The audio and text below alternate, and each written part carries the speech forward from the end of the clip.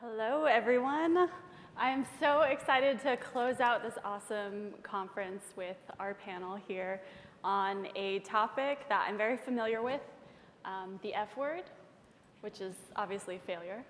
So how many of us have failed before and is familiar with that too? Okay.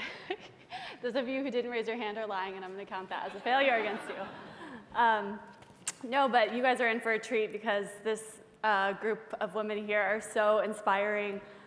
We were just chatting a little bit before and had talked before about their individual failures, and they have great perspective. Because how many of us know sometimes it's about perspective, so failure isn't always a bad thing. So yeah, it's gonna be great, and these women are very inspiring, and you're in for a treat. So we're just gonna get right into it and just go into what our biggest failures have been and what we've learned from them. So we're gonna start with Maren, and so if you want to share your what is your biggest failure where you learned the most from? So I've had a lot of failures, but the biggest one where I learned the most was actually a few years ago. I had built a company from scratch with my co-founders. We'd raised some money. We'd gotten to about 400 full-time employees, and I had to lay everyone off overnight pretty much because we ran out of money, and there were a bunch of reasons why we got to that critical point, but at the end of the day, as CEO, it's your job and like it's on you. So I learned a fuck ton from that failure. That's awesome. So let's go to Alison. What about you? Your biggest failure and what you learned from that? I also started a company in a spare bedroom with my husband when we first got married. I don't recommend that, by the way. We had a big opportunity and we saw a big hole in the market, and so we went for it. We raised a little bit of money. We bootstrapped most of it and raised some money. Got up to about 40 employees, 7 figures, made Inc. magazine's fastest growing companies list within 4 years. And within about a 12-month period, our key managers banded together and started a competing company, took our biggest clients. We got into a very big company, almost crushed us completely at the same time. And my husband had a heart attack. And so that was just a few things that happened. That wasn't all of it, and that wasn't the worst of it all in that same period of time. So what I learned from that, wow, I could write a book on what I learned from all of that. But I think one of the biggest things is that when tough things happen, learning to face it head on, no matter how bad it is so important. Because at the end of the day, we are responsible, and it's important to take responsibility for the environment that we set up and the things that happen, but to not take the responsibility of what other people do to you sometimes. Because in the case what I was dealing with, the people that did very unethical things, and I felt very much victimized, like probably many of you would feel that way, it was very hard to reframe that and get to the point to say, look, I was responsible for that, we were responsible for that, but I carried a lot of guilt and a lot of unforgiveness against myself for what other people did. And that's a really damaging thing to do. So one of the biggest lessons that I got out of that was to really pay attention to the internal work that would allow me to forgive those people, even though I didn't want to, and to always stand true to my principles and my integrity, no matter what happened, because it'd be very easy to retaliate in situations like that. So yeah, the biggest lesson is just relentless personal development and to stay true to values. And I mean, that's the thing that got me through. Committing my life to a higher power. I'm here for a different reason, not just for the company, but I'm here to live. And I thank God that my husband survived that. That was the biggest thing that came out of it for me. And you got to find the good stuff along the way, even just big or little. Right. You had such great perspective on that failure, and we're going to get back to that. Angie, your failure resulted in you crying in the back of a theater. Please tell us more about that. Way to like blow up my spot. Sorry. So, I feel like I'm a micro failure, and like I just have a lot of micro failures like over time. Nothing really huge or drastic that's changed my life, but a lot of little small things where it's like you had really bad judgment or you just didn't like stick it out for long enough and you kind of caved. And I remember I had just started my job at Lesbians Who Tech, and I was maybe like 6 months into working there, and I'm working on the really big summits that we put on. And I joke now that summits will break you if you work for us. And I say that from experience. I was juggling so many things. I was responsible for social media for the entire summit.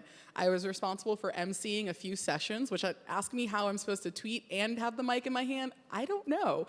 I was responsible for training the volunteers and working with them at the front desk, like the check-in, making sure they had everything, and answering the FAQs. So my mind was like, everywhere. And never during that time did I ever say like, hey, hold up. Actually, there are tons of overlapping conflicts with like my responsibilities right now. It's just like, I'm new, I'm gonna do it, I'm gonna crush it. Like, let's go. Like, we all take on a lot. The third day of the summit, you could find me in the back of the theater hiding behind the curtain on the phone with my girlfriend, just in full tears of like, I don't know what I did. It's so hard. Like, I totally messed up. Like, I'm failing at social. Like, I'm not prepped to MC this panel later. My volunteers are a hot mess, so they just keep asking me things, and I really want them to like know, even though I haven't trained them yet. Like, it was a lot. And I had a whole meltdown. It was like a solid 5 minutes of like, all right, get yourself back together. My girlfriend gave me a pep talk, and I was like, all right, I'm gonna do this, I'm gonna do this. And honestly, like the biggest thing I learned from that was like, you really have to ask for help when you need it. And I was trying to do it all. And I could talk about that forever, about what it's like to try to do it all, because the social societies, like, the social pressures in society tell you that you should be able to do it all. And the things I was trying to do were literally impossible just because of time exists, and you can't manipulate time. And so that was a really big learning moment for me. And I'm happy to say that at the San Francisco Summit, just last month in March, I crushed it. I killed it on social. Yes. My volunteers, I trained them beforehand because I knew what to expect. And it was amazing. And I did the kickoff on stage. It was rad. And I now know what to do in those situations. How big of a role do you think your failure and your sort of what you went through crying in the back of the theater played into the successful event you guys had in the city last month?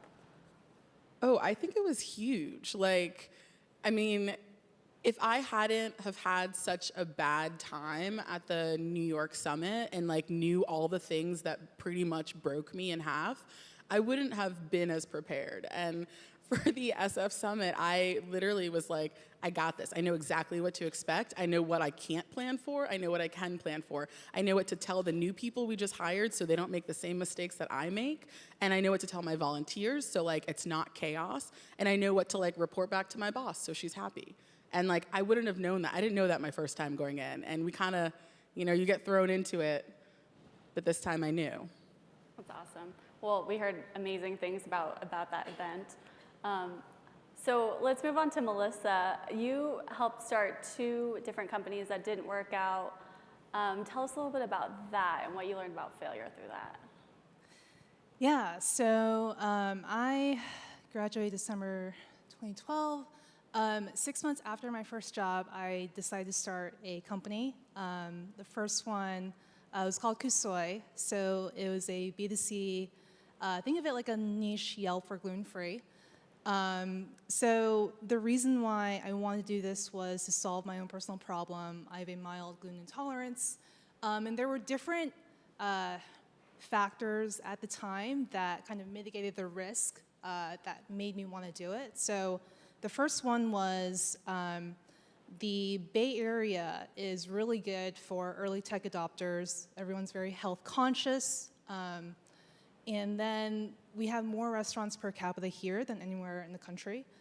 The second reason was there was a study that came out from the NPD group that said that 1 out of every 3 Americans wanted to avoid or cut down on gluten.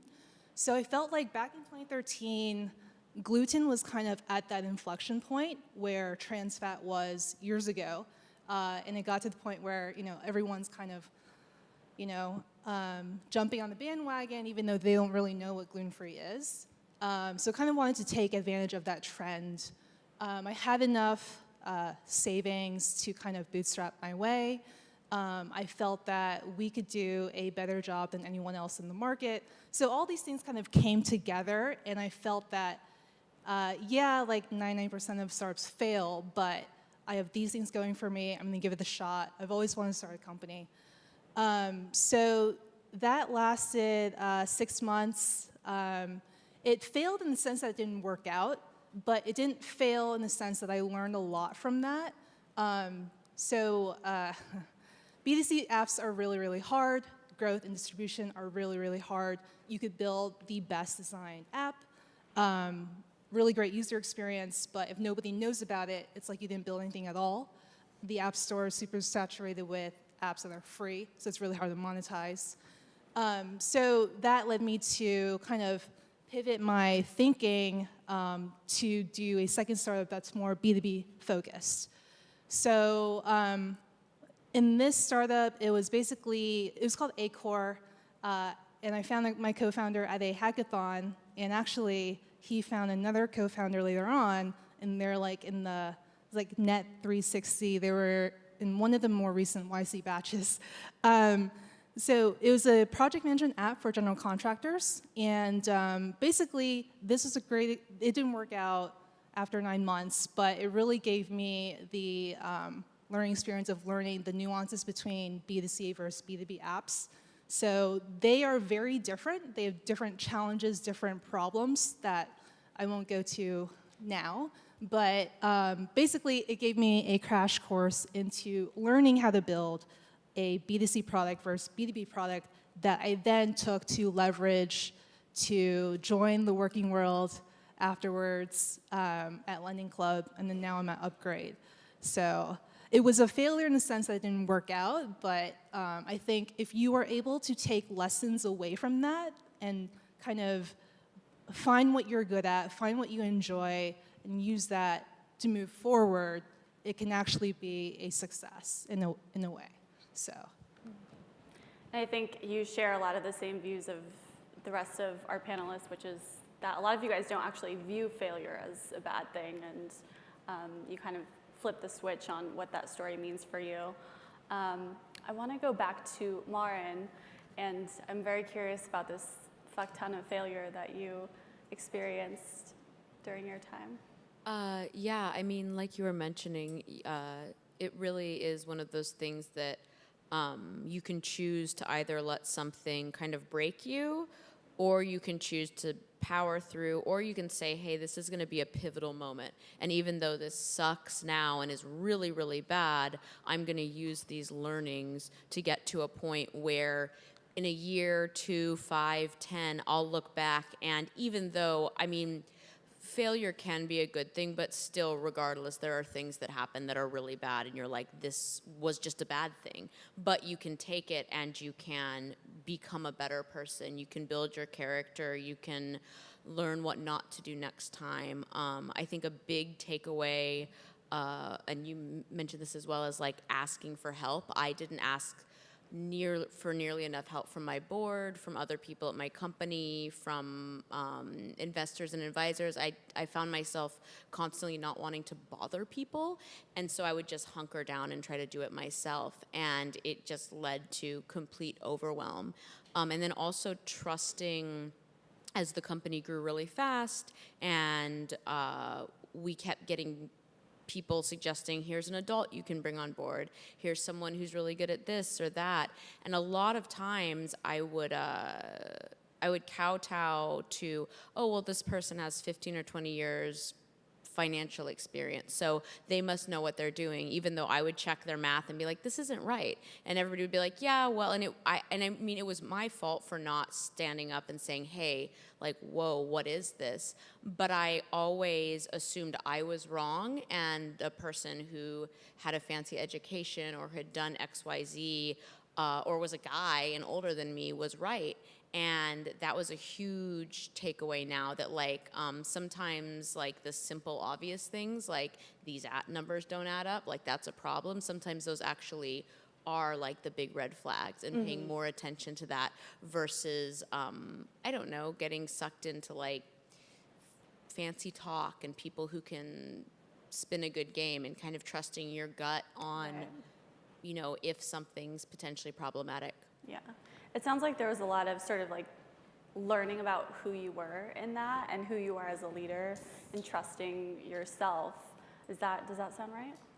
Yeah, I mean, part of it's learning who you are as a leader. A lot of it's learning to, it's learning to be able to ask people for help, but at the same time, not take everything hook, line, and sinker. It's like being able to hold two competing ideas in your head and then use your own divining rod to choose which is right. Right. Alison, you really had you described a lot of sort of internal transformation that you had to go through from what you consider your failure and having to build yourself up from nothing, and you were at a really low place. So I'd love for you to share with us what that process was for you in that journey and how you were able to build yourself back up to a point where you went ahead and were able to get back to your entrepreneurial roots and gain that confidence back. Good. It's a good question. It was very. I will preface this by saying when I went into my role with the company and we started, I was very much like the very heart-centered woman. I was, in fact, going through coaching schools when coaching first started. I had gone through a coach's training program, and so I'm all into the whole, come from your heart and all that kind of stuff.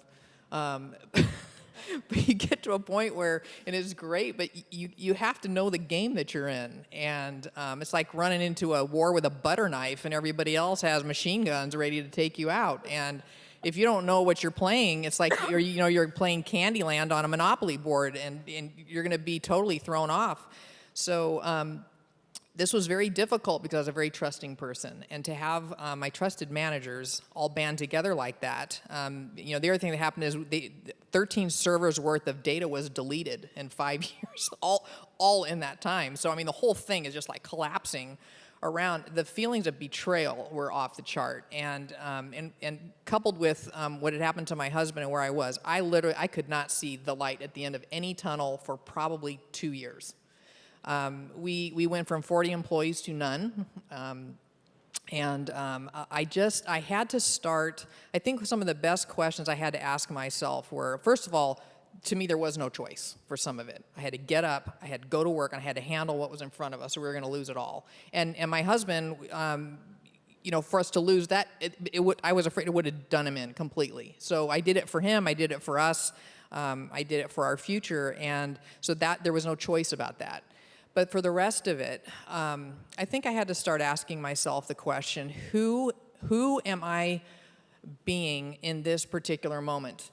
And can I get out of bed this morning? Can I get myself to work? Can I do one thing today that will move things forward? Sometimes that's all I could do is just one thing.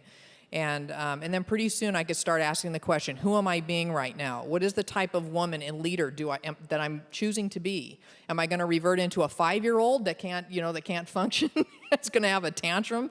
Or am I going to own who I am and step into the woman that I'm called to be? Because I'm called to do something bigger, and I'm here to be a light, not somebody who's to be shunned and put into the darkness by a bunch of idiots that did what they did. Yeah. And so I think those kinds of questions, because it's not so much when people say, well, just overcome the failure, feel the fear and do it anyway, all these cliches, just go do it. That's not good enough, because we're all made up differently. We have different makeups and experiences and emotional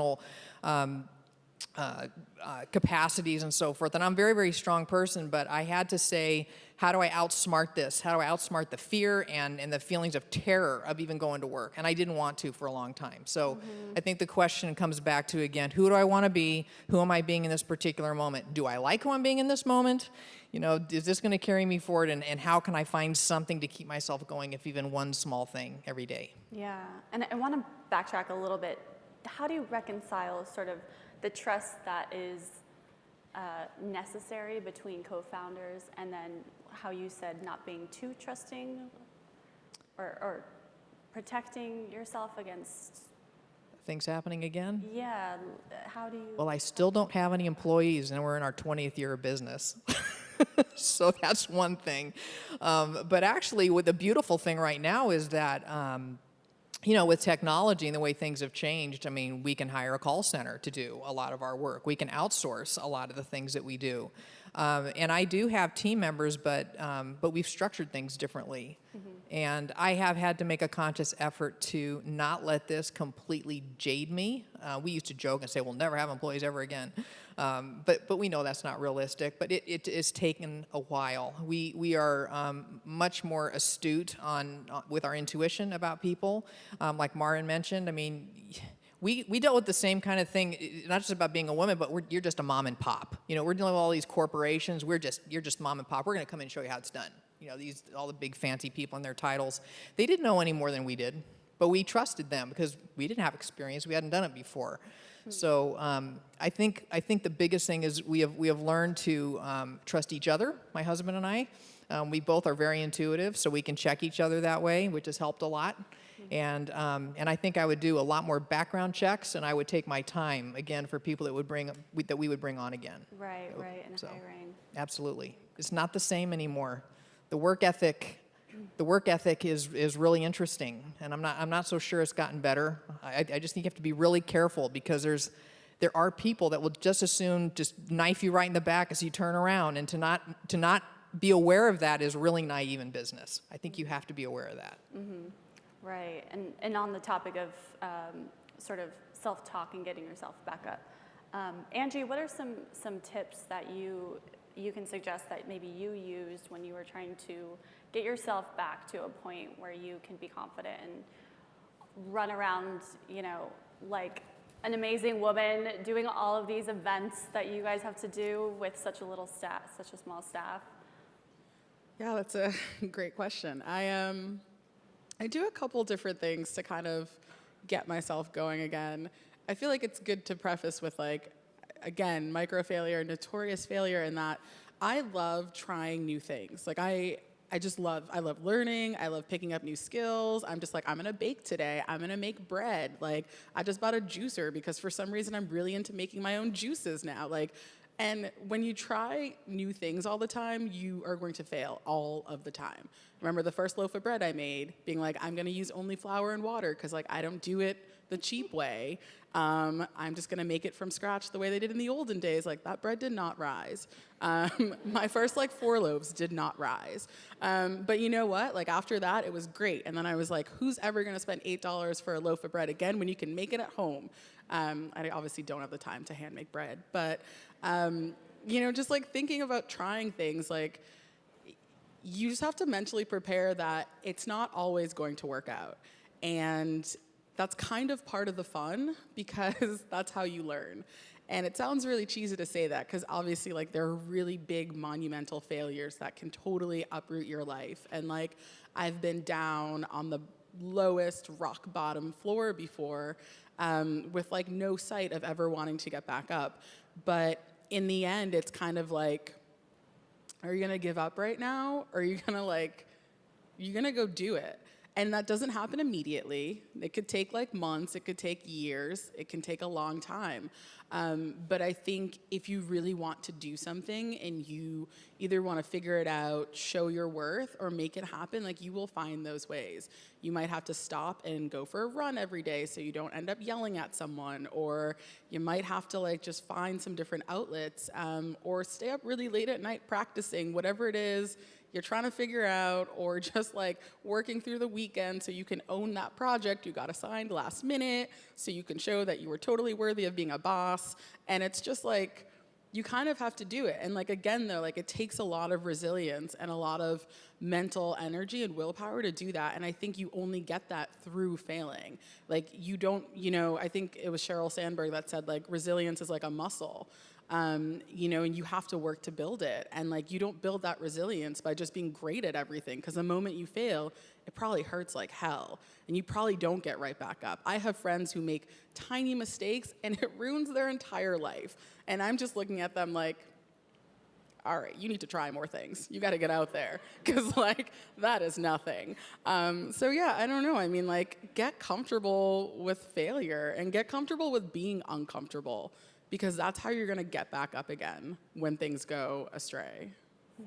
Yeah, that's an awesome answer. I want to turn now to sort of skills you learn. So Melissa, you had mentioned that you had learned a lot about sort of the B2B market versus the B2C market in your failures. So can you tell us a little bit about that? Yeah, so for B2C products, a lot of it is focused on user experience. That's how you differentiate yourself in the huge saturated market.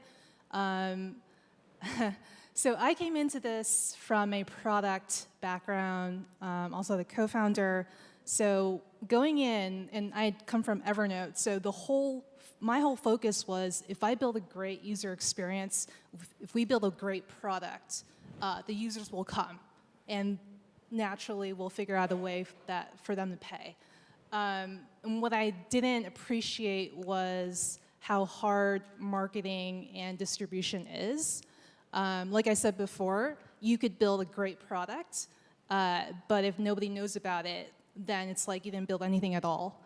And it's so dependent on viral growth. So the idea is that you build a great product, it's really easy to use, you're not making money yet, but you go through viral growth, VCs will notice you, you'll raise money, like HQ Trivia, and then kind of figure out a way to make money later on.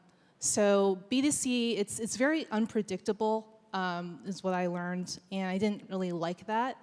And I think before, when I was working at Evernote, like I never had the concern of, will the lights turn on? Can we pay our rent? Whatever. Like making money was not my goal. It was, is this a great user experience? Do users love the product, right? So if you do a B2C product, it's painfully obvious how important making money is if you want to survive, unless you have funding. So that was the main thing I learned. And then what I wanted to then change was to go to B2B. I wanted to bootstrap, so I didn't want to raise money. B2B is a whole other world. So for B2C products, also the key metrics are engagement, retention, growth. In B2B, it's more recurring revenue, monthly recurring revenue, cost of customer acquisition. You could actually sell based off a PowerPoint demo. So you don't even have to ship something like you do in the lean startup model in B2C products. That's very, very different. You have long sales cycles. It's very sales focused. It's always, let's get a customer, sign a contract. They kind of dictate your roadmap. You always want to get enough money to reach the next milestone. Another big thing was B2B products, there's a lot of customization requirements. So in our startup of doing project management for general contractors, we could go to an SMB and say, you guys have this problem of coordination and collaboration, right? Like, it's not that hard to build an iOS app today, but if you think about how to build a hospital, what are all of the stakeholders involved, how do people get organized and complete the project on time, it's very complex. So one company would be like, oh, we want XYZ requirements, we need that before we move forward. Another company may say, we want ABC requirements. And then you kind of have to figure out, well, do I want to kind of be like a software consulting company that caters towards one client, or do I want to build first, go to market, and then get customers, which is more the B2C model. So what I learned, we went the B2C model, which I don't recommend. So companies like Salesforce actually went the one client at a time route. So the idea is that you would build towards one client's needs, enough to get the second client, enough to get the third customer. And eventually you get to a point where you're able to have a more strategic roadmap with features that will scale beyond whoever you just have. So I learned all of that, and the other thing that drew me to B2B from B2C was that it's more predictable. There's recurring revenue. You can get paid on day one. You're solving an actual problem, a business problem someone has.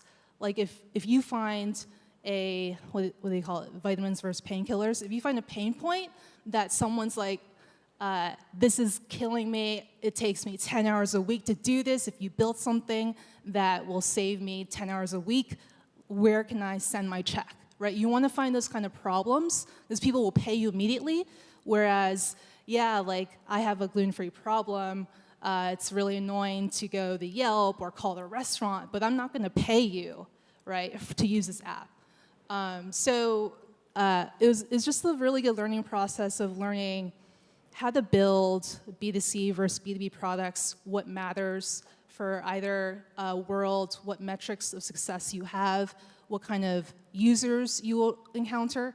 Another last big thing for B2B was you have a buyer and then the end user, whereas in B2C, you go directly to the user, right? So if I go pitch our product to a,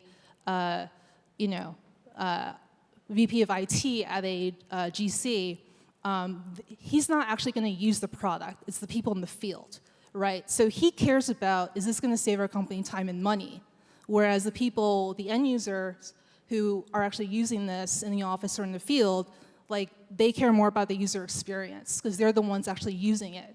So that's why you see a lot of really clunky enterprise products that are really hard to use, but people use it anyways, right? Because they actually save, the buyer wants to buy it. So anyways, long-winded answer, but I learned a lot from B2C versus B2B, so yeah.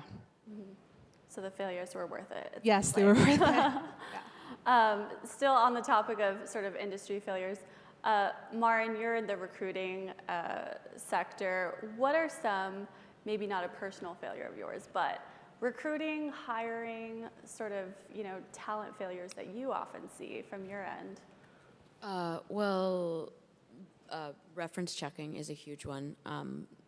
Going past more than the traditional references people will provide, a candidate will provide, and doing back channel reference checks, which is, I like to say, think of 7 references over 7 years. So 3 people that a candidate worked for, 2 people they worked with, like a peer, or 2 people that worked for them. So either if they don't have direct reports reporting up to them, then how they serviced customers. And that is the one thing that's like gold in a hiring situation, because people can go to the right school. There's a ton of confirmation biases when you're in hiring, when you're going through that hiring funnel. They can talk a good game. They can even have gotten lucky and been at like one rocket ship, jumped from one to another. But the one thing most people can't BS is when you do back channel references and when you talk to people that they've worked with over, their career, you start to pull out people's character a lot more than just what's on their resume. And character can't lie, especially over a long enough period of time. Okay, so you're saying most people don't do a good enough job of checking Very those few references. people reference check. At my last company, Zirtual, some of the worst hires I ever made were bigger, and I didn't reference check them because I just assumed that if they had worked at Netflix or Google or whatever, then they must have done it for already, and it's a huge thing. It takes a little bit of time, and it makes a massive difference. Great, that's a great tip I wouldn't have thought of. So we're almost out of time, but I want to go down the line and just say, what's your biggest piece of advice for everyone here on how to handle failure, whether big or small, personal or professional? First thing that comes to mind, what is it, Alison? Besides asking yourself, am I breathing? I would probably say, just face it head on. Face it head on, and then find a way to manage through it. Mental health, be sure to just tap into your mental health. Go to therapy. Be good to yourself mentally. That's kind of where everything spurs from. I second both of those. And also just really don't be afraid of it. It is the most natural thing you can do as a human to fail. You learn through all your failures. You failed the moment you tried to walk, you tried to do whatever as a child. That's all you do is fail, and you always get back up. So like, don't be afraid of it. It's totally normal, and don't be embarrassed about it. Everyone fails. And again, if you didn't raise your hand before, you are absolutely lying or not trying enough things. Like, leave your house, go do some stuff. It's okay. Yeah, no, I agree with everyone. I think for me, it was more thinking about my failures. I think what worked well for me was learning how to mitigate risk. So I know it's like, entrepreneurship and failures kind of overlap together a lot. But if you go in and you've mitigated enough risk that it's worth it, and you would regret it if you didn't do it, I think you should go for it. That's great, thank you. Well, I think we're going to open the floor now to questions. If anyone wants to ask them, it looks like there's microphones on both sides. Anyone has any questions? No, it's failure, so it might take a little bit more for people to get Any it. questions for the panel? Don't be shy.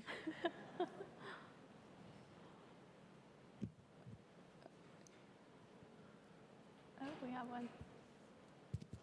First, thank you all. You're awesome, right? I mean it. I am so thrilled. So I'm, strangely enough, an old white boy who's here to learn from your experience, and I've learned a lot over the last 2 days. Something that I don't know whether women talk about it this way, but guys do all the time, there is no such thing as failure. There's only learning opportunity.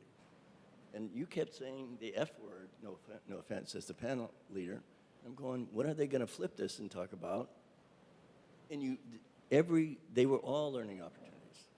And I've learned a ton from each one of you. What I would like to ask is, if you're a guy who's trying to figure out how to help, and you're making a lot of mistakes, and I asked the women that I work with for help, including this really amazing person, where should men go who don't want to mess it up, who want to help you level the playing field and get as far as you possibly can? Because the further you get, the better the world gets. That's a good question. I'll start there. I think that's a great question. I think it's really important for women to have champions that are men to support them.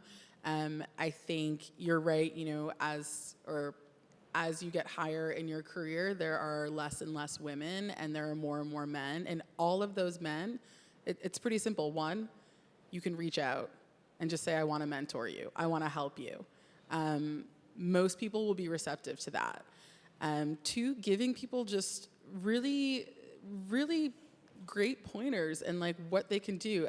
A lot of people think of, mentorship of having to be this really like formal, ongoing process. And honestly, it can be as much as like checking in once every quarter, seeing how you're meeting your goals, how you're approaching situations, what difficulties you faced.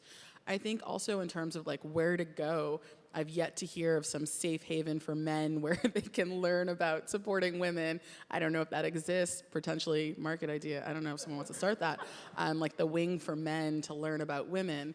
That'd be great. But I think, just be yourself and be very genuine. I think if you are that, women will be receptive to what you're trying to offer, and they'll be more than grateful for the help that you'll be able to provide them, because one recommendation from a man in a higher position goes 100 times further and helps a woman get so far in their career than so many other things that they do every single day. I would say, and this only comes from an entrepreneurial standpoint, so I don't know how this necessarily parlays, but from my experience, I would say vote with your dollars. So support companies that are female founded or female run by, if you have the purchasing power, whether it's business to business or business to consumer. And then the other one would be invest in female founded companies, whether it's angel or if you're in a firm and you can help kind of adjust that massive gap Good. Awesome.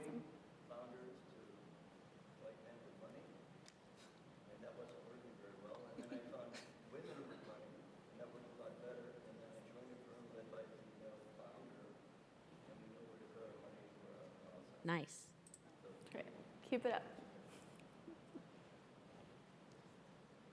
I think I would add that, again, from an entrepreneurial standpoint, when I look at relationships and so forth, and completely agree with what the other two said, but I think just learning how to communicate with the people that you're working with. We're all different. Again, we all have different, we react differently to different situations. Men and women are different in how we handle what's going on at work and pressures, and women like to talk a lot more, usually.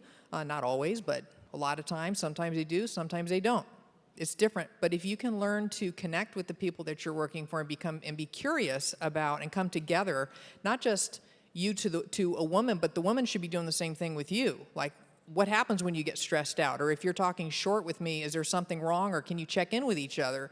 To me, it all comes down to communication, whether it's men or women, and I think that will help so that people don't make assumptions that somebody's either mad at them or they're not doing a good job or whatever may be coming up. Yeah, no, I agree with everyone. I guess for me, it was more getting more access to resources, like you kind of mentioned before.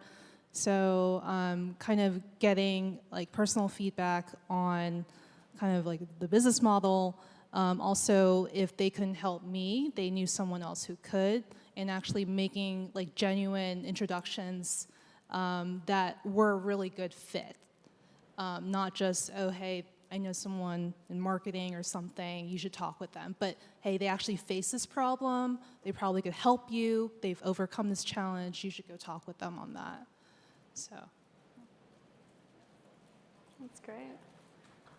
Oh, all right. I think that's all. Give a round of applause for our speaker. Oh, did we have another? Do we have any more time? I can. Oh. No? Oh, no, I think we're done. Sorry, but you can find them after for sure. I think they'll be open to answering any questions you have. Well, thanks for letting us close out the conference with our panel, and hope you guys all took something from it and learned from everyone's experience here. I just want to give them another round of applause because our panelists were so awesome. And come find them after.